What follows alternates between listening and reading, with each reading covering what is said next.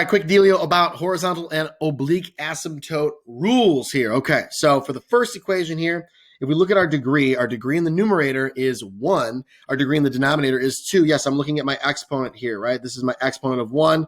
This is my exponent of 2, all right? So what I have here is I have a small degree over a larger degree. That means that I'm going to have y equals 0 as my horizontal asymptote. That's a horizontal line. All right, next one. Let's look at our degrees. This time I have the same over the same. They're both a degree of 3, right? We're looking at our degrees here, our exponents, not our coefficients for this first part, okay? I wasn't looking at this 4 right here. I was looking at my 1 and my 2, all right? So in this particular situation, I have the same degree over the same degree. What that means is I'm going to have y equals the coefficient over the lead coefficient. So for this particular one, we'd have y equals 7 over 2. Okay, that would be the answer for that one. But in general sense, it's going to be coefficient over coefficient.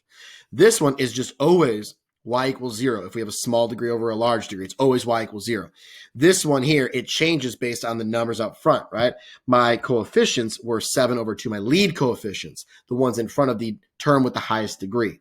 So 7 over 2 for that one. Now the last one down here in blue, I have a larger degree of 3 divided by a smaller degree of 2.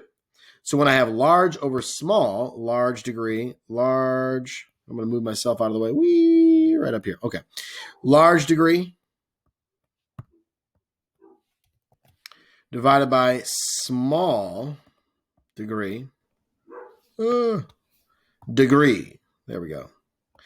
We have no horizontal asymptote. What we have is an oblique asymptote. Oblique. And that oblique asymptote is also referred to as a slant asymptote. Either way is okay. So how do we figure out that slant asymptote, that oblique asymptote? Well, let's hop to it. We're going to have to do some long division, folks, and that sounds wonderful. So I'm going to have x squared minus 5x out here, and I'll have 3x cubed minus 6x squared plus 2x in here. And I'm going to do some long division. So let's hop to it. I want to know what times x squared gives me 3x cubed. Well, that would be 3x. Now I can take that 3x and I'll multiply it. So I'll get 3x times x squared gives me 3x cubed. Should be the same. And I'll have minus 15x. Okay. Then I'm going to draw my line and I'm going to subtract. So I change the sign. And I'll get, let's see, that'd be 9x. These are going to cancel and I'll drop the 2x. Really, the 2x is not that important at this point because here's what we got next. I want to know what times x squared is going to give me 9x. Well, that's just going to be positive 9. So plus 9. Excuse me, that should be an x squared and an x squared.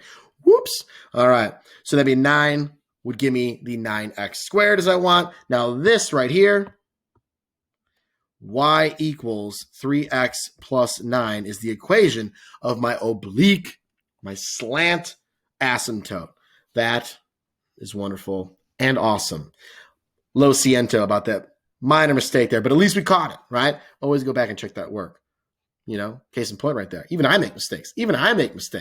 Crazy stuff. All right. See you.